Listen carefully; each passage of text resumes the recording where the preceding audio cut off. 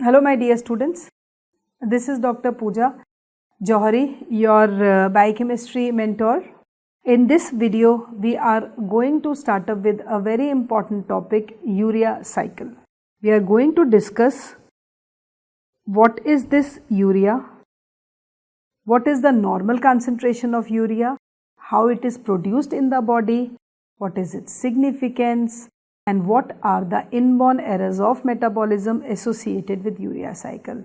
Now, this urea is actually, the formula is NH2CONH2. Right. So, if we talk about this amino group is coming from the amino acid itself.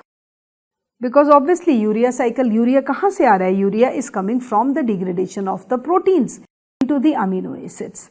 So NH2 group is from the amino acid. This NH2 group, or the second nitrogen I would say, first nitrogen comes from amino acid, second nitrogen comes from aspartate, and this carbon comes from bicarbonate ions. So this is how urea is produced. Now coming over to this, what is the normal concentration of or normal values of urea? So if we talk about the normal values, it is 25 to 40 milligram per dl. It might vary depending upon the lab to lab. It can be 25 to 35, but not more than that. Then what is the site for urea cycle? Because I have told you how you have to remember the things. You should know what is the site where the process is occurring, what kind of processes it is, and what is the energetics along with the regulation. So if we talk about the site of urea cycle is liver. Very, very important. Okay, and in the liver, in two fractions, in the mitochondria and cytoplasm. And this urea cycle consists of 5 steps only, right? And in these 5 steps, first and second takes place in the mitochondria, and third, fourth and fifth takes place in the cytoplasm. Okay, so now see, and total 5 steps. Now what kind of process is this urea? Always remember, urea cycle is a anabolic process. Now what do you mean by anabolic process? Because it is leading to the synthesis of urea, right? So it is an anabolic process. And there is one more mnemonic which you have to remember, hug. Hug is a very easy mnemonic to remember, where H stands for heme synthesis, U stands for urea cycle, and G stands for gluconeogenesis. So these are the 3 processes which occur in our body in 2 organelles, mitochondria and the cytoplasm. And the cytoplasm. So this is just to, just for your information, that you should know that heme synthesis where it occurs, urea cycle where it occurs, and gluconeogenesis where it occurs. Now the question is, this ammonia, because we know that if we talk about an amino acid, this is the generalized structure of an amino acid. So all the 20 standard amino acids are going to have the same structure. So this urea actually comes from the nitrogen skeleton. So this nitrogen skeleton, or you can say this amino group, is first of all transferred by transamination, removed by deamination, and then it reaches the liver, because ultimately the site of urea is liver. Now why not in brain? Why not in muscle? Because of the absence of the enzymes. There are some enzymes which are absent in the brain, so urea cycle does not take place in the brain. Then why not kidney? Because kidneys may be one important enzyme is absent, so urea cycle ka wholly slowly you can say the function is taken over by the liver. So this amino group, or you can say this ammonia, is very toxic. It cannot move in its free form. So always remember, this ammonia from the brain to the liver is sent by glutamine. This is very important again. And from the muscle by alanine. So whatever is there, ammonia undergoes urea formation in the liver. Clear? Now coming over to this, there are basically 5 main steps in urea cycle. So we are going to study all these 5 steps. Now the first step is these bicarbonate ions combined with ammonium ions to form Carbamoyl phosphate. Carbamoyl phosphate. Right. Here the enzyme is 𝗵𝗵𝗔1. And 𝗵𝗵𝗔1 means carbamoyl phosphate synthetase 1. So I have mentioned in my other videos so many times, whenever we are writing synthetase, it means ATP is involved. So here 2 ATP are there. ATP which will be converted into ADP plus 2 inorganic phosphate. Okay. And NAG, N-acetylglutamate, is the modulator of this reaction. It's an allosteric modulator. So I can say that carbamoyl phosphate is produced by the first step. Then what happens is this carbamoyl phosphate combines with ornithine to form citrulline. Ornithine, and it forms citrulline. And here the name of the enzyme is OTC, which stands for ornithine transcarbamylase. Right?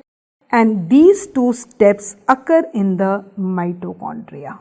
That is what I told you, na, mitochondria mein first and the second step is there. Now what happens is this citrulline, it will enter into the cytoplasm now. And this citrulline, when it enters in the cytoplasm, it combines with aspartate. And it forms argininosuccinate. Argininosuccinate. And here the name of the enzyme is argininosuccinate synthetase. Again synthetase, so it's like aankhein band karke you can simply write 1 ATP, 2 AMP plus PPI. Then this argininosuccinate will simply undergo splitting, and it splits up to give fumarate. Right, and this fumarate is a link to TCA cycle. We know that fumaric acid is produced in TCA cycle, and this argininosuccinate gives fumarate and it gives arginine. And the name of the enzyme is argininosuccinase. So how many steps? You can see this is the second step, this is the third step, this is the fourth step, and the last step is this arginine will then be converted into simple ornithine. And here it will give urea. So urea will be given out like this, and the name of the enzyme here is arginase. And this becomes your fifth step.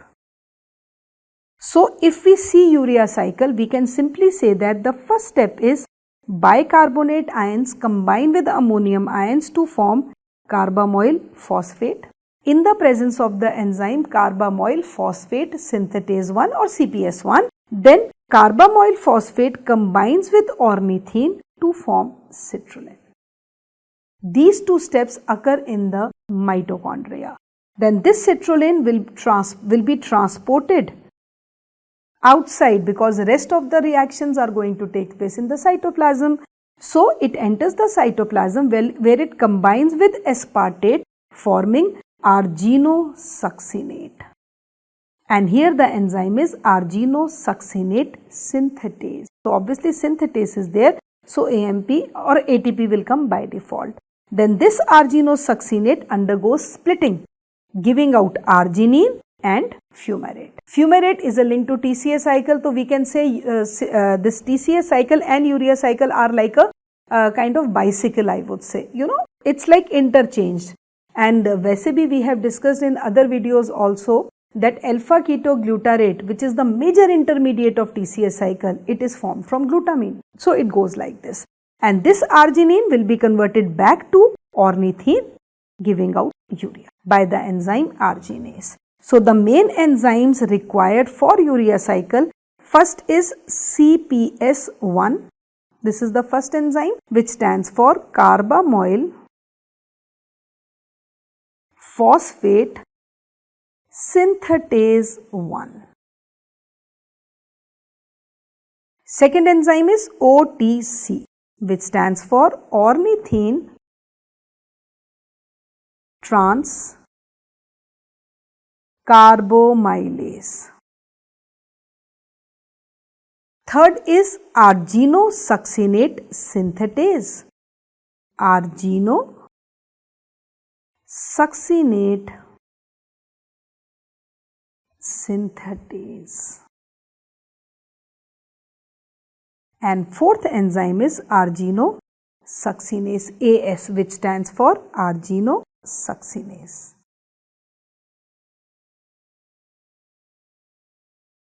And last enzyme is arginase, so I will just write arginase like this. Okay, so these are the enzymes of 5 steps of urea cycle. Clear? Then we come over to the regulation. First of all, after regulation we will see the energetics. Now if we talk about the regulation here, the rate limiting enzyme of urea cycle is 𝗵𝗵𝗃1. Rate limiting enzyme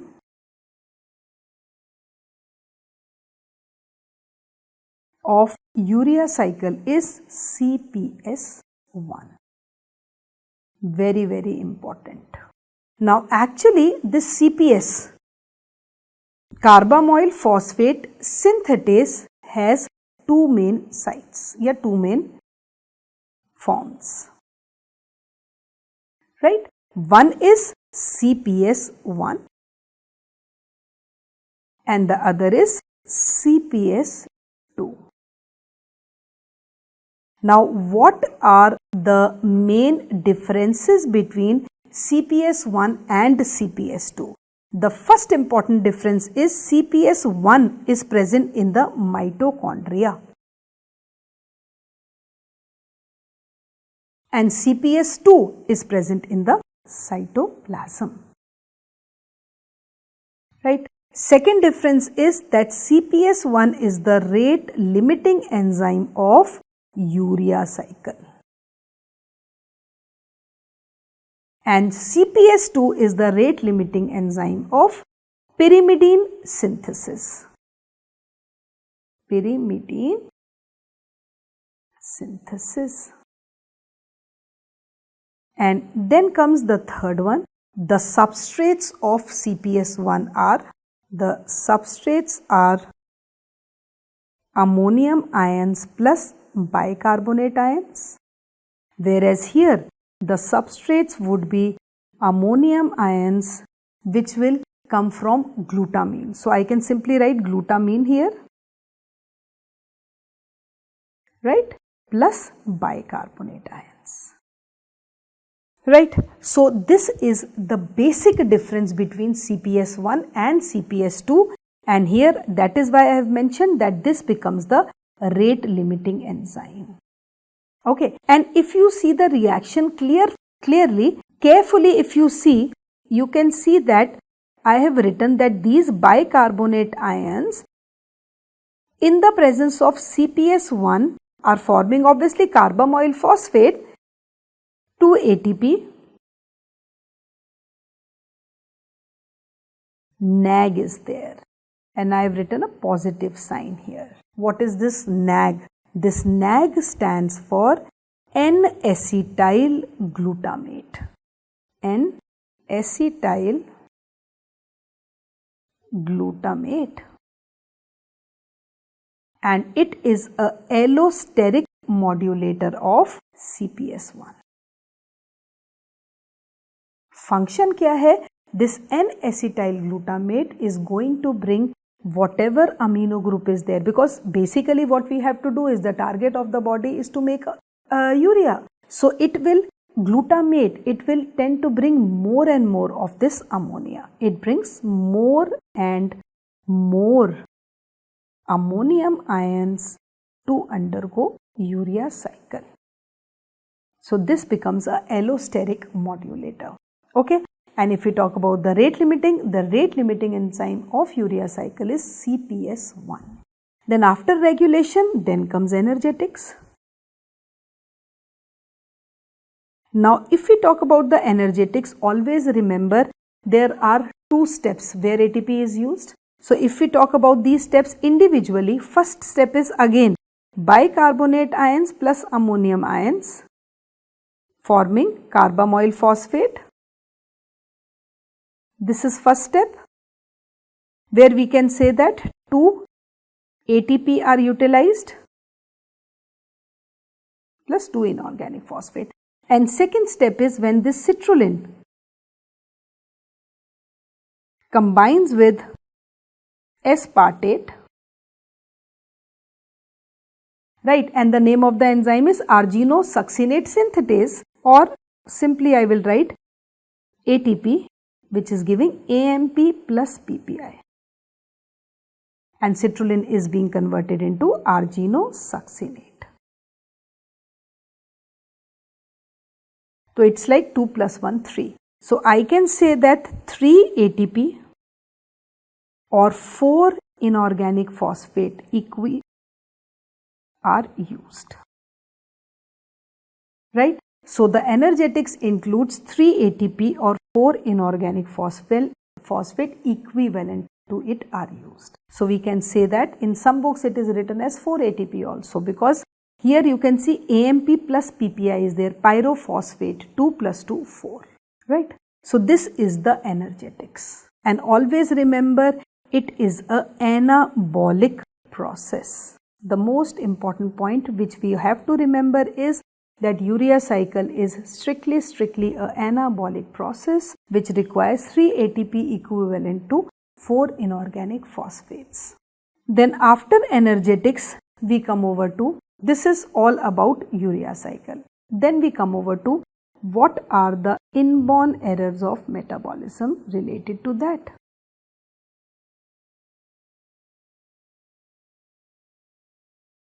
Now whenever we talk about the inborn errors of metabolism,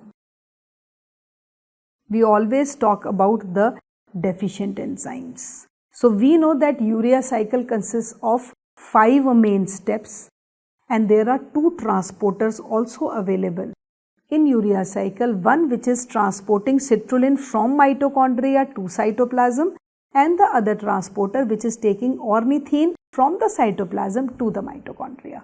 Okay, so we can say that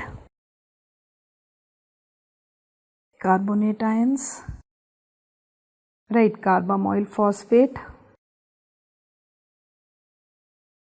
Okay, here CPS1 is there, ornithine, citrulline,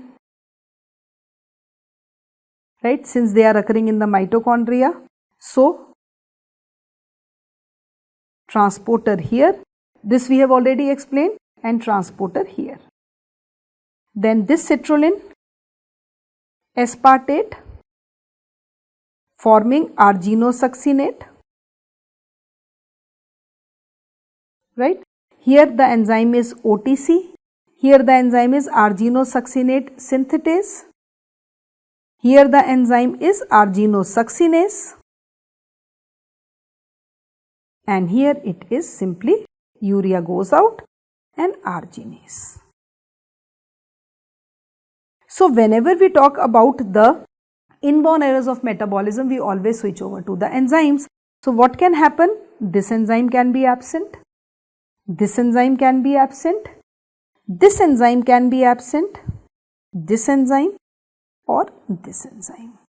Others can be, this transport can be defective and this transport can be defective. Okay. So if we talk about this transport, यहाँ पे the transporter name is citrin transporter and here it is ornithine transporter.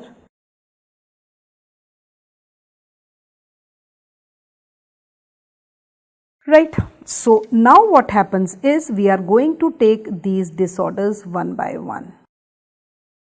Up in general, if I say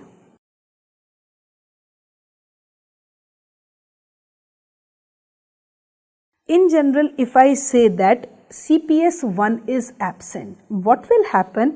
It will lead to increased concentration of ammonia. If OTC is absent, there will be again increased concentration of carbamoyl phosphate and ammonia. If ASS is absent, there will be increased concentration of citrulline. If this is absent, there will be increased concentration of this. This is absent, there will be increased concentration of this. And that is what exactly happens. So if CPS1 is absent, CPS1 deficiency leads to hyperammonemia.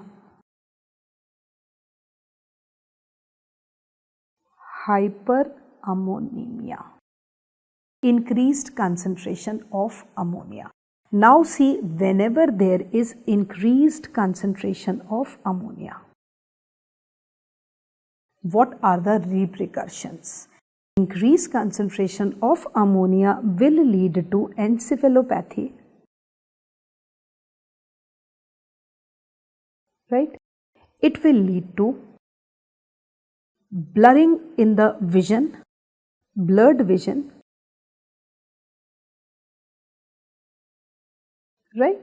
It will lead to slurring of the speech. It will be difficult for a person to speak also, slurring of speech. And the most common one will be respiratory alkalosis will be there. Alkalosis, why? Because ammonia is alkaline in nature.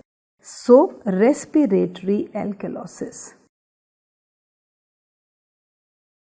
which will lead to hyperventilation and carbon dioxide will be flushed out. Right. So these are the symptoms of hyperammonemia. Now the thing is, hyperammonemia can be due to CPS1 deficiency, it can be due to OTC deficiency, because if you see the structure here, if you see this, CPS1 also leads to increased concentration of this and OTC is also leading to the concentration of this. Now what is the basic difference? Okay. So what happens here is that hyperammonemia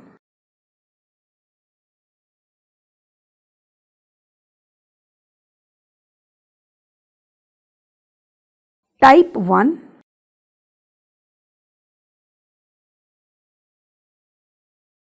and type 2, right? So what is the difference between type 1 and type 2? The main thing is, in type 1 the deficient enzyme is CPS1 and in type 2 the deficient enzyme is ornithine transcarbamylase. Okay, full forms I am not writing again and again because I have already mentioned the full forms earlier. So what happens here is CPS1 will be deficient in type 1 hyperammonemia and ornithine transcarbamylase will be deficient in type 2 hyperammonemia. So what will be the difference in the investigations if a patient comes to us? So here if we talk about this, there will be increased concentration of plasma glutamine. Obviously glutamine will be increased, right? Here also there will be increase in the glutamine level because hyperammonemia is there.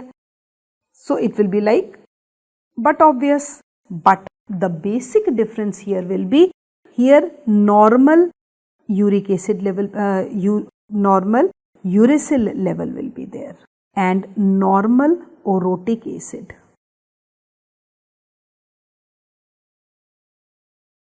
Right, whereas in a patient suffering from OTC, he will suffer from orotic aciduria first of all, and there will be increased concentration of uracil also. This is the basic difference, and this is actually X-linked also. Right. So if a patient comes to us, biochemical investigations shows increased concentration of glutamine but normal uracil and normal orotic acid level. So that means, and he is showing other symptoms also of ammonia, hyperammonemia. So it will be CPS1 deficiency. But if a person is showing along with this orotic aciduria also and uracil also, so it will be OTC, and the person should be male because this is X-linked, right? Now what is the biochemistry behind it? Because you see simple cases, if we talk about this enzyme OTC, this ornithine is coming to form citrulline, and here the enzyme is OTC. If this enzyme is absent, that means there will be increased concentration of CP, carbamoyl phosphate, and this is present in the mitochondria. So this carbamoyl phosphate will enter into the cytoplasm where it will undergo the synthesis of pyrimidines, means it will undergo the synthesis of uracil. That is why in a patient suffering from OTC deficiency, there will be increased uracil, there will be increased orotic acid, right? So this is number 1, which is hyperammonemia type 1 and 2, which is due to the deficiency of CPS1 and OTC. Then we come over to the second disorder. Second disorder mein, if we talk about the deficient enzyme here is argininosuccinate synthetase. Right, and here what will happen is it will lead to type 1 citrullinemia. Right, and type 2 citrullinemia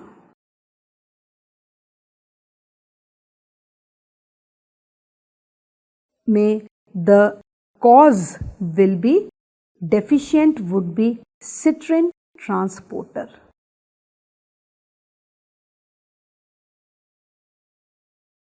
Right. So this is the disorder related to the second enzyme, or I would just write here, this is the second one, rather the third one I would write, third, because first is CPS1, second is OTC, third is citrulline or argininosuccinate synthetase. Then type 4 mein the deficient enzyme is argininosuccinase, and it will lead to arginosuccinic aciduria.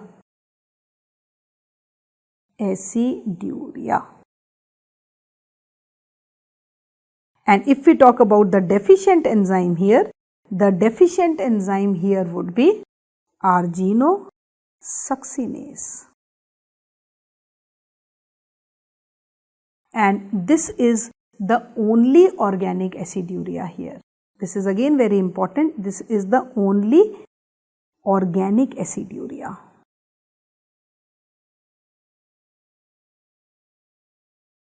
Right. So organic aciduria, so obviously there will be decreased pH. In rest of the cases there will be increased pH. Why? Because respiratory alkalosis is there. Here the pH will decrease. And second is the patient who is suffering from this will have tufted hair.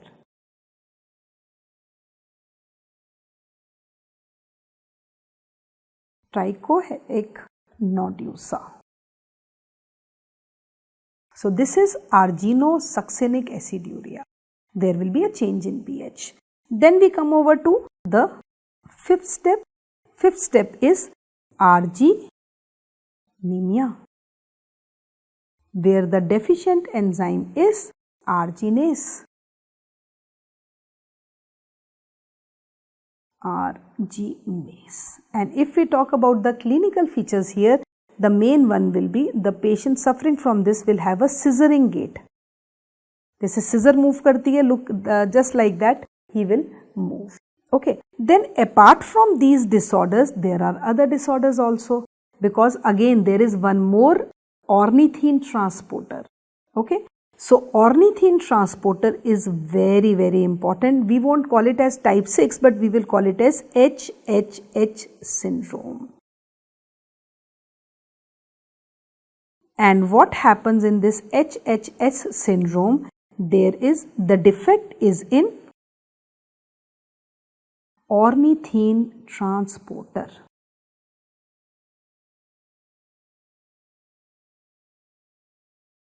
Right. So what will happen is, if ornithine transporter is deficient, HHH means what will increase is hyperornithinemia. Obviously the concentration of ornithine will increase, hyperammonemia in general,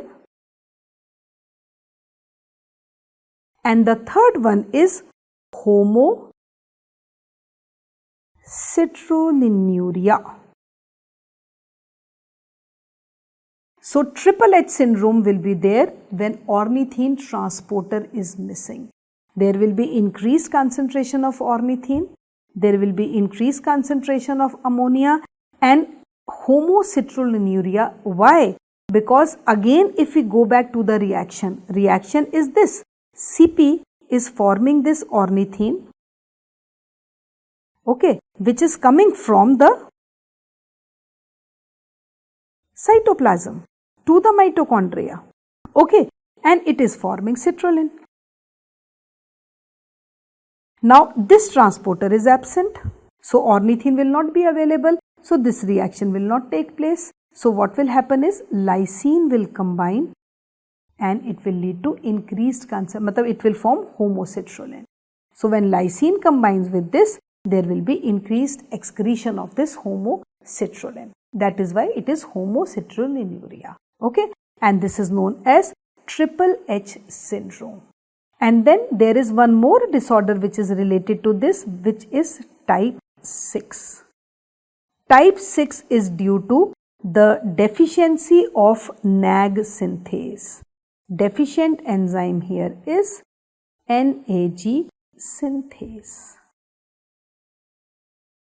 And we know NAG synthase, NAG is a positive allosteric modulator of CPS1. Right. So these are the main disorders related to urea cycle, which are very, very important. So if we have to just summarize all these, we can just summarize them in the form of a table.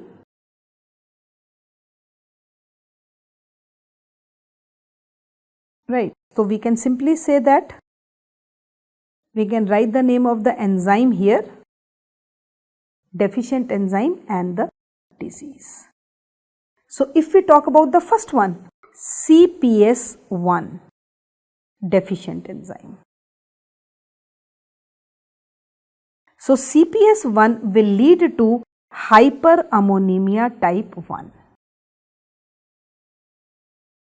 Anemia type 1. If we talk about ornithine transcarbamylase, it leads to hyperammonemia type 2. If we talk about argininosuccinate synthetase, it will lead to citrullinemia type 1. If we talk about the citrin transporter,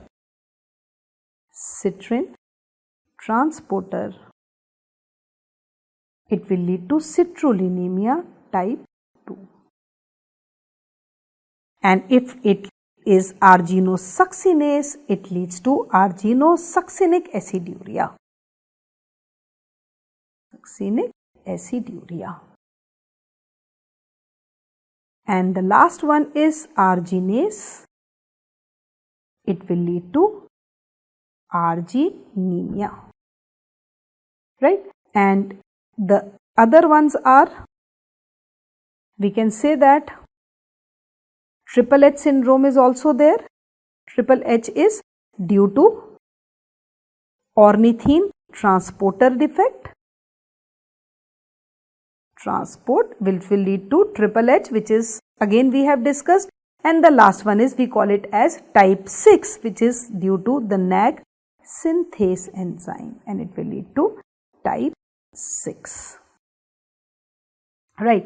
So these are the inborn errors of metabolism associated to urea cycle. Then last but not the least, we come over to the treatment.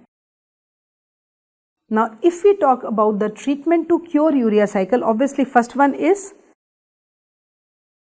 reduced intake of proteins. Intake of proteins. Second is acylation therapy.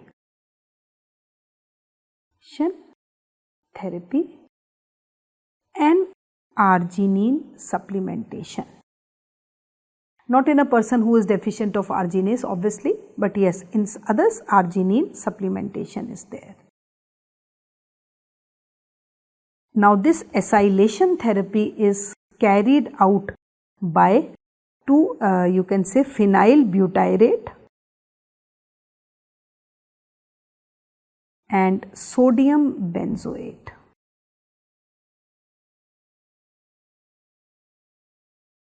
Right. Now the question is, rest is clear कि reduced intake of proteins will be there, arginine supplementation will be there. Arginine will be given only to those persons who are having the arginase enzyme. If arginase enzyme is absent, there is no point, because again arginine will not be metabolized. Now this phenyl butyrate plays a very important role. Basically, what is this phenyl butyrate? We call it as a scavenger of ammonia. It is a ammonia scavenger. Okay. So what will happen is this phenyl butyrate will be converted into phenyl acetate, right, and this phenyl acetate will combine with this glutamine, which is having this ammonia group, right. So obviously phenyl acetate glutamine will be produced.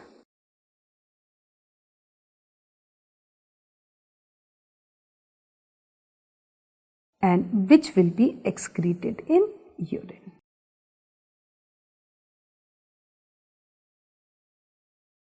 Right. So we can say phenyl butyrate, which is a ammonia scavenger, which is used like this. And if we talk about sodium benzoate will react with glycine. Okay, and it will take out and it will be excreted as such. It is going to form hippuric acid and later on it will be released. Okay, so this is all about urea cycle, the inborn errors of metabolism associated with urea cycle, the regulation of urea cycle, which is a very, very important topic, and I hope it is clear to you after listening to the video. So thank you so much.